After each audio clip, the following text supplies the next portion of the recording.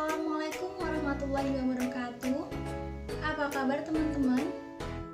Senang sekali dapat bersua secara virtual dengan teman-teman semuanya.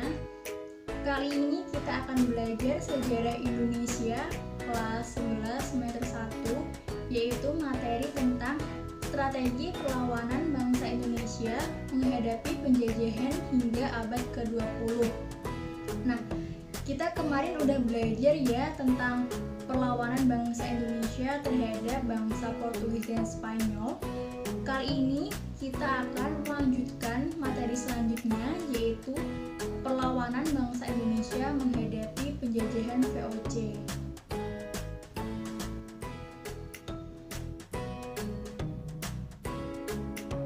Oke, apa sih itu VOC? Kita tahu bahwa VOC ini adalah sebuah kongsi dagang atau sebuah persekutuan para pedagang-pedagang Belanda yang ada di Indonesia. VOC ini dibentuk pada tahun 1602 dan berakhir pada tahun 1799. Di dalam masa pemerintahannya, tentu saja VOC banyak melaksanakan aturan-aturan atau kebijakan yang menyengsarakan rakyat. Salah satunya yaitu diberlakukannya hak oktroy di Indonesia. Tentu saja hal ini membuat rakyat Indonesia tidak berdiam diri dan melakukan perlawanan terhadap VOC ini. Mari kita bahas perlawanan apa saja yang dilakukan oleh rakyat Indonesia terhadap VOC. Baik, apa saja sih perlawanan bangsa Indonesia terhadap penjajahan VOC? Yang pertama yaitu perlawanan rakyat Makassar. Yang kedua, perlawanan Sultan Nuku. Yang ketiga, perlawanan Riau. Yang keempat, ada perlawanan etnis Tionghoa. Yang kelima, ada perlawanan Banten. Yang keenam, ada perlawanan rakyat Mataram. Mari kita bahas satu persatu. Perlawanan Sultan Nuku, sang ahli strategi perang. Ini adalah tokoh Sultan Nuku. Dalam menghadapi Belanda, Sultan Nuku punya siasat yang jitu. Dia meniru siasat yang sering digunakan oleh Belanda sendiri, yaitu siasat divide et impera. Sultan Nuku juga menjalankan siasat pecah belah. Sultan Nuku mempengaruhi orang-orang Inggris agar mengusir orang-orang Belanda. Setelah berhasil, Sultan Nuku segera menggempur orang-orang Inggris. Cara ini berhasil sehingga pasukan Nuku semakin kuat setelah mendapat berbagai perlengkapan perang dari Inggris. Dengan peralatan perang yang semakin baik, pasukan Nuku menggempur dan memenangkan pertempuran melawan Belanda. Yang kedua ada perlawanan Mataram. Dilatar belakangi oleh kedudukan VOC di Batavia mengganggu perekonomian Mataram, dan juga VOC telah melakukan monopoli perdagangan. Nah, pada tahun 1628, serangan ini dipimpin oleh Tumenggung Bahurekso sebagai panglima perang. Pada tanggal 22 Agustus 1628, pasukan Mataram berhasil mendarat di Marunda, yaitu sebelah timur Cilincing, Jakarta. Pasukan Mataram membendung Sungai Ciliwung agar benteng VOC ini kekurangan air. Strategi ini sempat menyebabkan pasukan VOC kekurangan air dan terjangkit wabah penyakit kolera.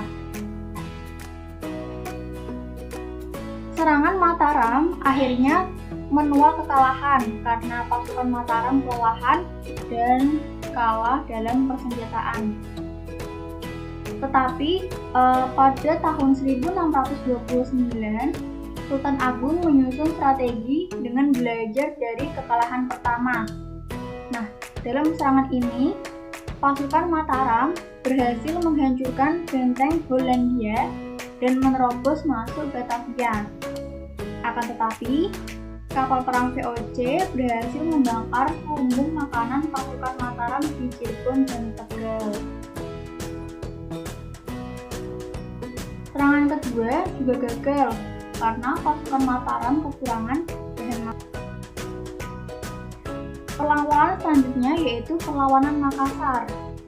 Dilatar belakangi oleh VOC berupaya menguasai Makassar untuk dijadikan pusat kegiatannya. Nah, ini adalah Sultan Makassar, yaitu Sultan Hasanuddin. Bentuk perlawanannya yaitu yang pertama, serangan VOC terhadap Makassar dimulai pada tahun 1634. Rakyat Makassar berhasil mematahkan serangan VOC. Nah, pada tahun 1666, VOC mengerahkan armada yang besar untuk menaklukkan Makassar. Dalam serangan ini, VOC menjalin kerjasama dengan Arupalaka. Akhir perlawanannya yaitu pada tahun 1667, Sultan Hasanuddin dipaksa menandatangani perjanjian Blumaya.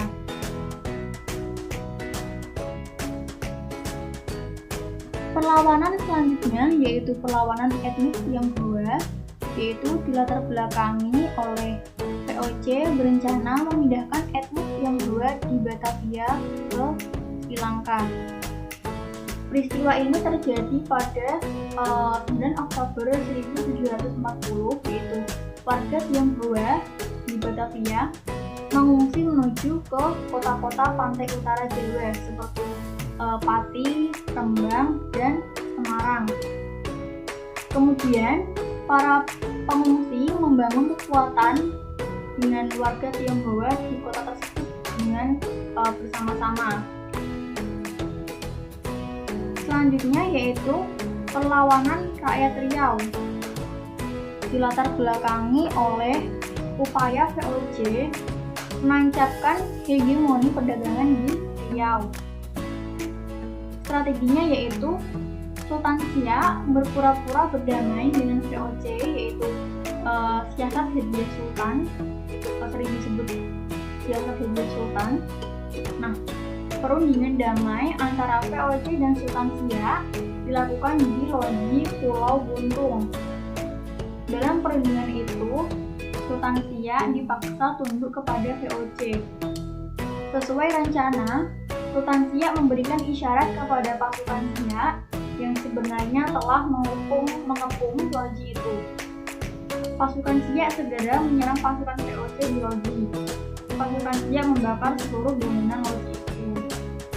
Nah, akhir perlawanannya yaitu keberhasilan dari siasat Hadiah Sultan tersebut belum mampu mengusir VOC dari Siak.